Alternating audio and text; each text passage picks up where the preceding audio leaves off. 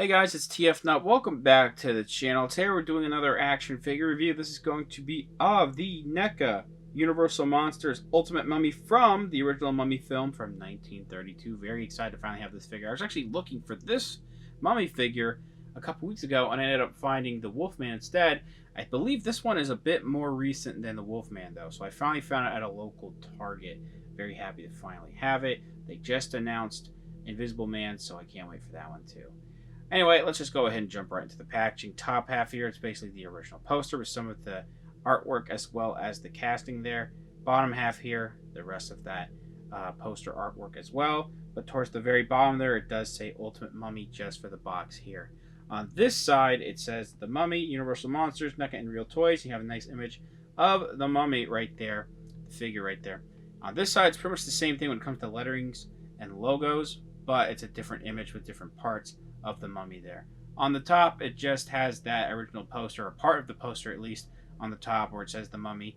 Warning, choking hazard, ages 17 and up, as well as the NECA logo. On the back here, it just says The Mummy, as well as different poses you can get this figure in, as well as some different accessories being shown off. When we zoom in a little bit closer, it shows you, or pretty much tells you everything that it comes with. On the bottom here, very cool credits of pretty much everyone working on this particular product. Universal, NECA, and Real Toys logos, as well as the barcode in case you need it. Now, like with the Ultimate figures, they are attached with Velcro with these flaps. So you just open it up, and you can see on this side here, it's some nice toy photography with some set pieces of just a neutral stance of the mummy, and then the figure in the box right there. It's kind of hard to see some of the artwork that's in the back there, though. Anyway, let's go ahead and get this figure out of the packaging. So here is the figure out of the packaging. This thing is seriously stellar. I am very, very happy with this figure, and they are 3 for 3 so far with this line, at least the 3 that I have. I don't think there are that many out yet for this line. Anyway, let's go ahead and take a look at the accessories, then we'll take a closer look at the figure. So to start off with the accessories, we have this head sculpt here. This is actually the one he came packaged with. I'm going to show off the one with the eyes open later, just because I think that's going to give it's going to look better when I do the rest of the review. Great paint variation. You know, it's first of all molded in this gray. I think there's also a layer of gray paint going on in here, and then there's some, like, I can't tell you what color it is. It's almost like a pinkish, like just very old, decaying looking skin. Very nice looking. The way that the eyes are shut are really nice. All the line work around the mouth and what's going on with the nose and ears, all of it is very great. It's a little bit of paint. There's some extra paint going on here where it's not consistent, but it's not too in person. It might be a tiny bit distracting. I'll admit that. And then we do have this one here with the eyes open and this nice mouth open too. Trying to look in there is kind of hard because the light's not giving me a good idea, but there is some nice paint and sculpt going on the tongue and the roof of the mouth as well. I think they did a really good job with that because they have, you can see on the back here, this piece that's glued in there. The eyes very nicely centered. They look awesome. Last but not least, this one that we'll be showing off later, where the eyes are slightly open, looking very sleepy. And yeah, this one just is great. Again, I like what they did with the bridge of the nose right there, all of that. I mean, they do it with all the heads, but it looks really good just overall. Very, very nice head sculpts, and there's no paint splotching on this one or this one, so that's good. We have the hands, these extra hands that are these open hands. I might have received 2 right hands. Okay, now these are supposed to be 2 right hands, 2 extra ones. We don't have an interchangeable left hand. We do have some different paint on the ring, as you can see. You can see where the black is on both of them. So this one here, I don't remember how accurate this is supposed to be for that paint placement. Right now, how it looks a little sloppy, but the gold on there does look really nice.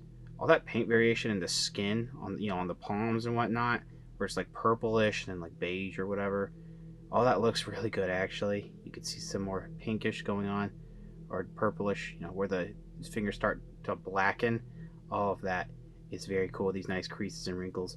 Pretty similar here. So these are a different, they're a different pose. These fingers go upward a little bit more than this one, and this ring has some different paint, as you can see there. And that's what the inside looks like. You can even see even more of the black on these hands too, on the fingers. That looks super sick. I was a little worried for a second. These are some arm wrappings. These go around the arms, I believe. These look really nice. They're a rubbery plastic. Some nice lines sculpted in there. A little bit of paint work, making it look old and tethered and whatnot. Looking really nice. I dig that a lot. Last but certainly not least is this very cool chest. I really like the gold paint on here with all of the sculpting on it. It's just really nice. The simplistic white, or no, not white, of course, gold line that's painted and sculpted on the bottom and top here. Nice designs. That looks really, really good. All of this came out extremely clean. Here are some of the writings. I don't know if it's supposed to be this way or this way. It looks like it was supposed to be the other way. But, you know, it's just molded in a gray plastic. There's even some paint on the bottom here, as you can see. Look at all that. That looks really, really awesome. I did that. There may have been something up with one of these sides where it looked a little like there was a scuff, but oh well. You open it up, you can see all those grooves in there, so that way you can just place it back in there. You open it, there's some more gold lining with paint going on in there, and you have this piece of paper for the scroll. This looks great. Absolutely stunning. The printing on here, all of the hieroglyphics, all the writing, the design, all of that looks awesome. And then you'll want to be careful when you're you know, putting this up and folding this. You want to, you know, stick it in like so. Mostly just use your finger and then slide it over like this, and it should be fine. So all these accessories are awesome. So as you can see, we have one of the alternate heads on here. This is really hard to pop on without heat, so I would heat up the head carefully as much as you can. And yeah, just pop that on there. It should fit nicely. What we have, as you can see, some really nice wrappings and some paint.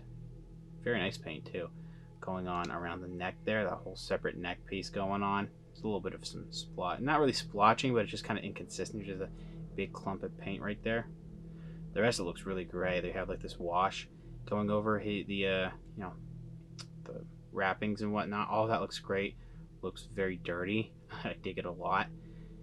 It does look, you know, in person and on camera, this is definitely a darker color than what we have going on here. Don't remember if that's accurate.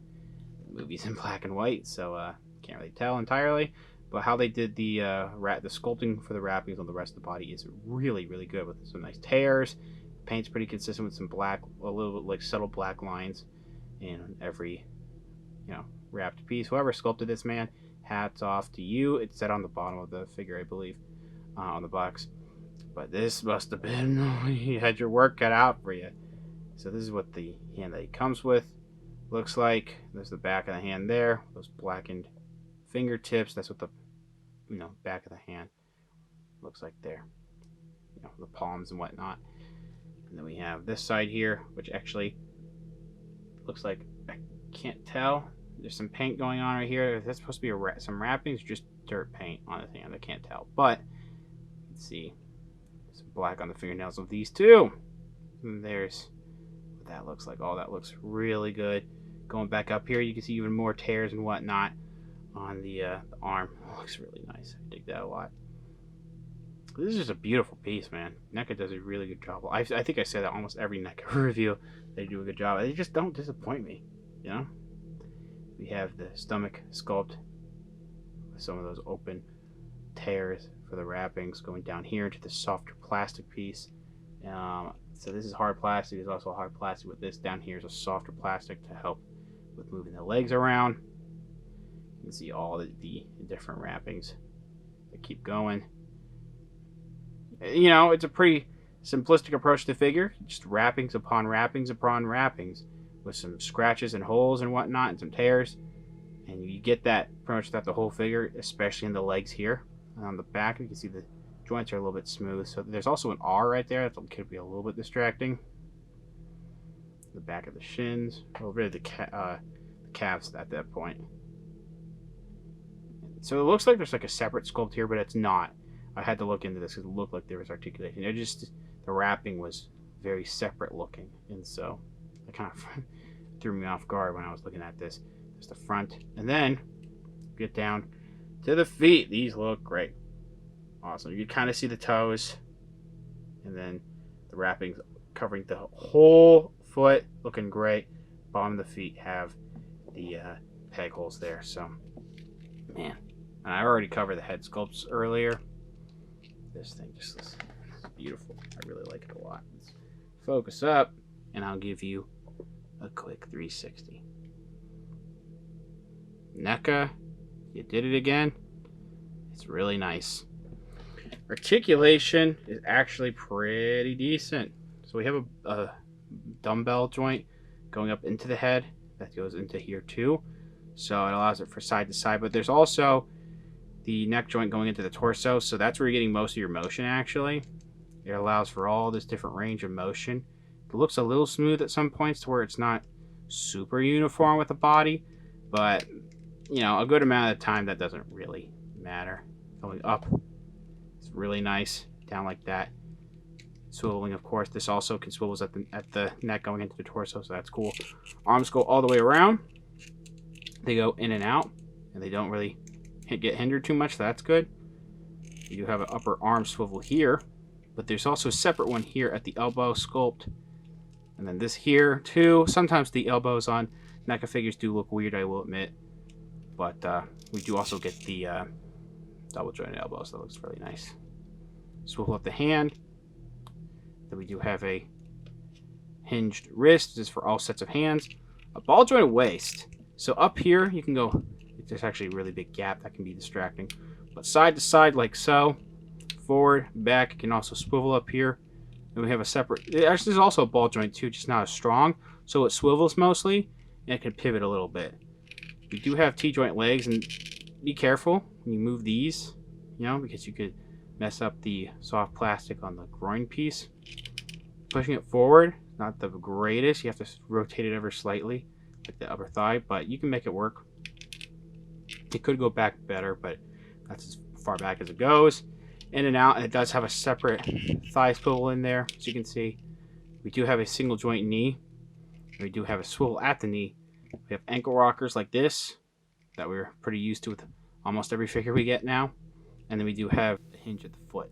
Quick size comparisons. On the left, we have Black Suit Spider-Man from Marvel Legends. On the right, we have the very first Mandalorian figure from Star Wars, the Black Series. As you can see, this figure is a 7-inch scale, so it's going to tower over these 6-inch scale figures. Overall, I'm very happy with this figure. I think NECA did a really great job again, like they usually do. Just a couple minor nitpicks that really don't ruin the figure for me, to be quite honest. It's very, very minor. Mostly some clumped paint in certain areas on the back of one of the alternate heads, as well as I think around the neck. Some of the way that the plastic looks, like the coloring of it, mostly in the chest and the groin area, doesn't look as consistent as the rest of the wrapped areas, like with the arms and the legs and whatnot. But that's it. I don't have any other problems. The amount of accessories that this figure comes with is awesome. We are going to get an accessory pack with this, as well as Frankenstein, so that's sick. The articulation, detail, sculpting, paint overall is very, very awesome. I'm very happy with it. NECA is doing a really great job with the Universal Monsters line. I hope they continue to do so. Thank you guys very much for watching. Please subscribe to the channel if you haven't already. Comment down below what you think about the figure, what you think about the review. Leave a like, share amongst your friends. Follow me on Instagram for more content over there, and I'll see you guys later.